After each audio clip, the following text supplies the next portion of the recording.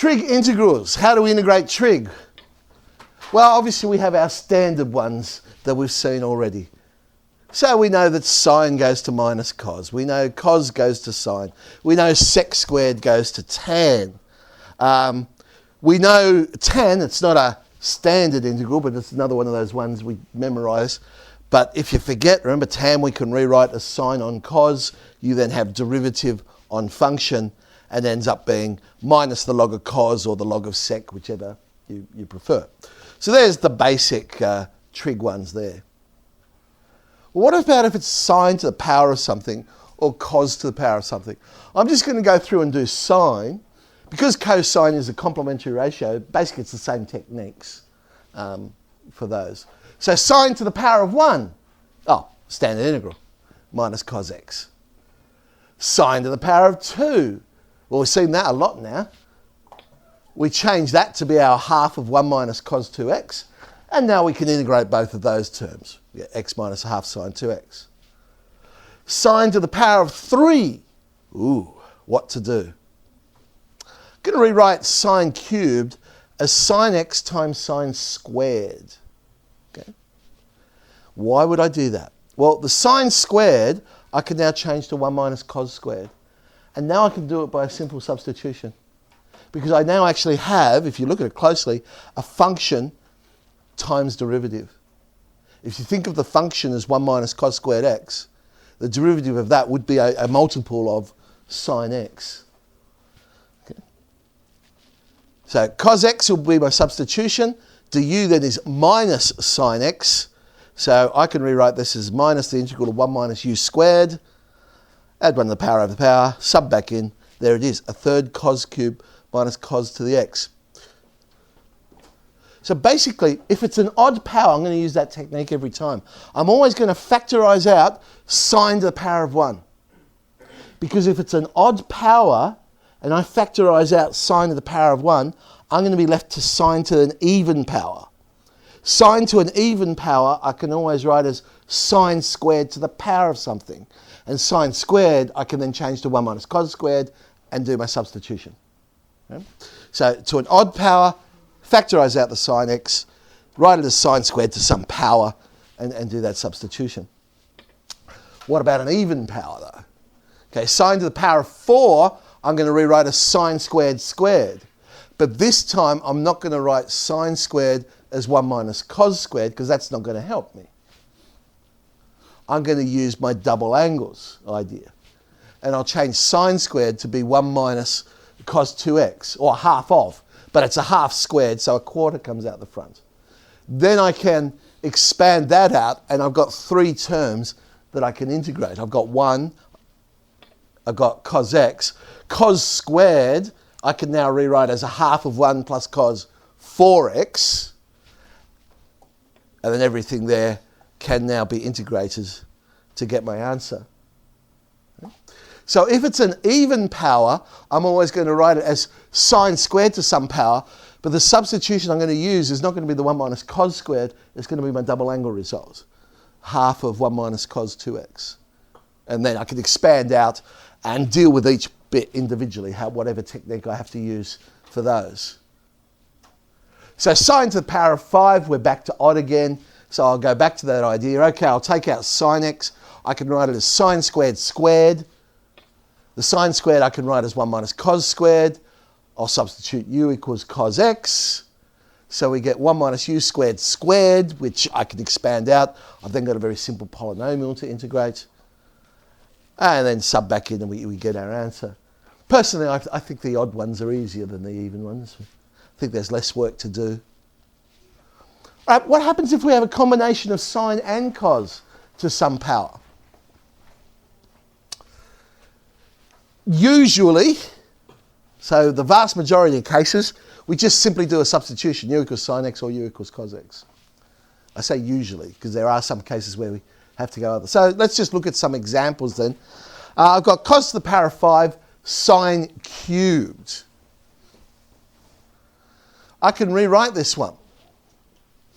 See, whenever there's an odd power, just like in the last one, I can pull out a sine x.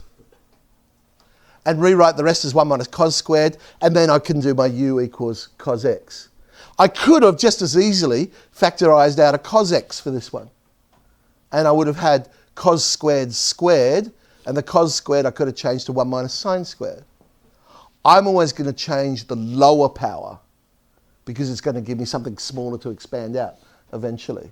And so that's why I chose the sine one there rather than the cosine, because the 3 being lower than the 5.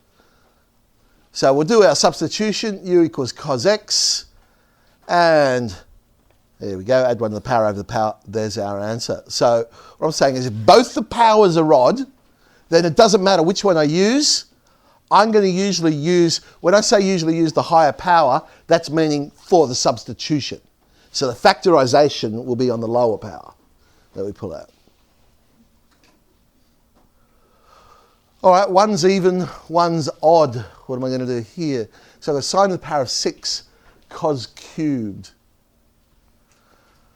The cos cubed, I'm going to factorise out the cos. So as long as I've got an odd power, I can always use that idea. And that's why I say usually we'll always end up with a substitution. U equals cos x or u equals sine x. Because if we've got odd powers, we can always do this idea of pulling out the power of 1, leaving us with an even power. So this time the substitution is going to be u equals sine x. The du will be cos x.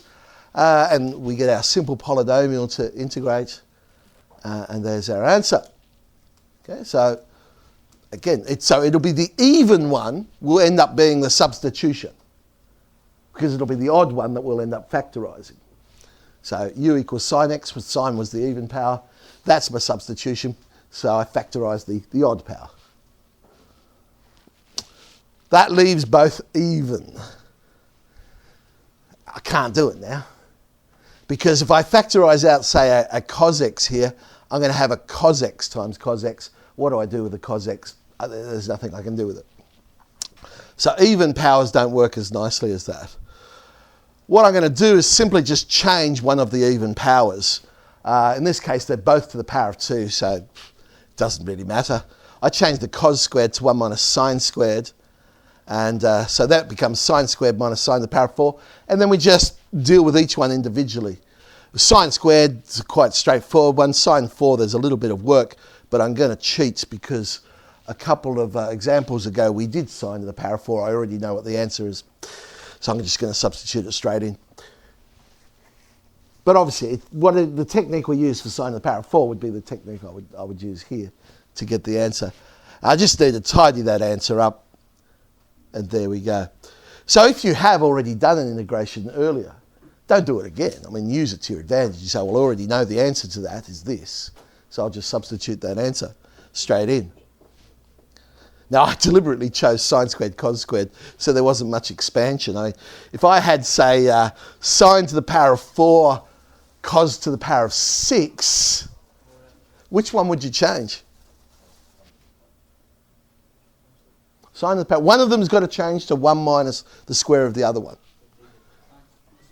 It's smaller, yeah. Pick the smaller power, because that's going to give you a smaller expansion that you're going to have to deal with. Okay, so both powers even, we'll end up doing a sine squared's 1 minus cos squared, or a cos squared's 1 minus sine squared.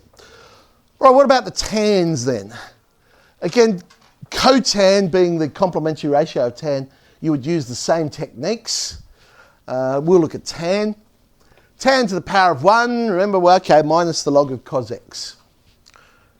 Tan squared, well, tan squared I could rewrite as sec squared minus 1, and sec squared we can integrate, so we just get tan x minus x.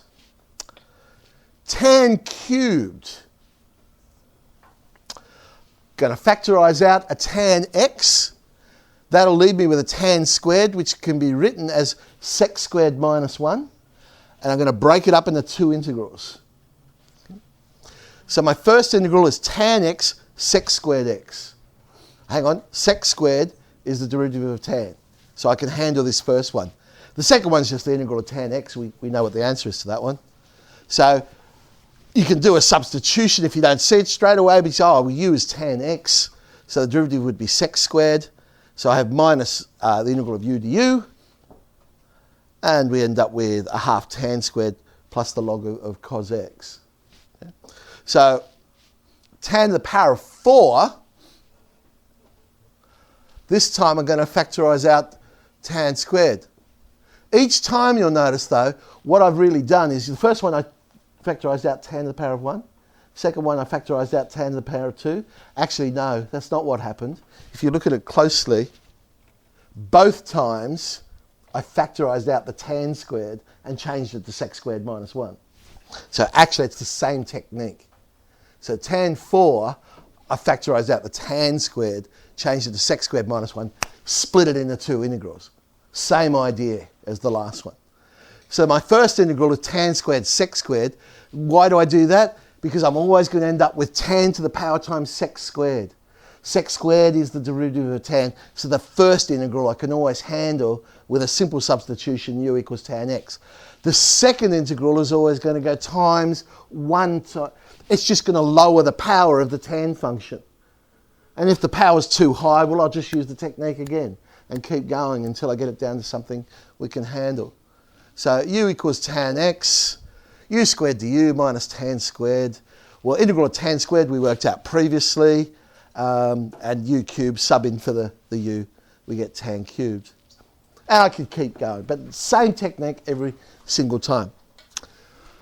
All right, what about secant? And again, cosecant is the complementary ratio. I'll go with secant here. Sec to the power of 1. Everyone sitting down? I'm going to do an idea here that I'm sure you all would have thought of as your first idea. I'm going to rewrite sec x. Makes sense, really, when you think about it. Right, I'm going to multiply top and bottom by sec x plus tan x. Right? You think, well, how the heck do you think of that? And of course you don't, but now that you've seen it, you will. But it is actually quite good when you look at it, because if you expand the top out, have a look what you got. Sec squared is the derivative of tan x. Sec x tan x is the derivative of sec. You've simply got derivative on function. And so it's the log of the denominator, it's the log of sec x plus tan x. So integral of sec, log of sec plus tan. Again, it may be one of those integrals you might just want to... You'll see it come up a bit, integral of sec, so it might just end up getting stuck in your head anyway. So it's okay to straight go sec x, log of sec plus tan. But that's how you get it if you ever forget. Sec squared's a little bit easier. Tan x, of course. Okay, let's have a look at sec cubed. Oh boy, you're going to enjoy this one. Watch sec cubed, eh? I'm going to rewrite it as sec x times sec squared. I'm then going to do it by parts. I've got two functions there. I've got sec x, I've got sec squared. I want u to be something that I can differentiate and make easier. My choices are sec x and sec squared x. Neither of those are really going to be easier. My dv, therefore, is something that I can integrate. Again, I've got sec x and I've got sec squared. That's why I've gone for sec squared to end up being the dv. Because I can just integrate that and get tan. So differentiate sec, remember we get sec tan. The dv I'm using is sec squared, so v becomes tan x. uv sec x tan x minus the integral of v du, sec tan squared. Well, the tan squared I can change to be sec squared minus 1. And now I've got two new integrals to do. The integral of sec cubed and the integral of sec x. Well, we did sec x before. Remember, sec x is the log of sec plus tan. Sec cubed's our question. So it's now this idea again of I'm looking at it and not thinking of it as lines of working out. I'm thinking of it as an equation where I'm saying the integral of sec cubed is equal to sec x tan x minus the integral of sec cubed. I'll move that sec cubed to the other side. So 2 lots of the integral of sec cubed is sec x tan x plus the log of sec plus tan. Divide both sides by 2, and I've got my answer for sec cubed. A lot of fun for the odd powers of sec. So odd powers, we're going to do it by parts. Sec to the 4. The good news is it's a lot easier. Because sec to the 4, if it's an even power, I can always factorise out sec squared and be left with sec squared to the power of something. The sec squared I can change to 1 plus tan squared, and I've just got a substitution, u equals tan x. So the even power's much, much easier when it comes to secant and cosecant. So the even power can always be factorised. So we take sec squared out as a factor, which will leave me with sec to an even number, which I can rewrite as sec squared to some power. That sec squared I can change to 1 plus tan squared, do a substitution, u equals tan x. I'm not going to bother doing sec to the power of 5. It's quite long. I don't know that I've ever done it, to be honest. I don't think I've ever seen it set. Oh, I wonder what it looks like. Anyway, no, that would be evil. Evil. All right. There's a few more questions.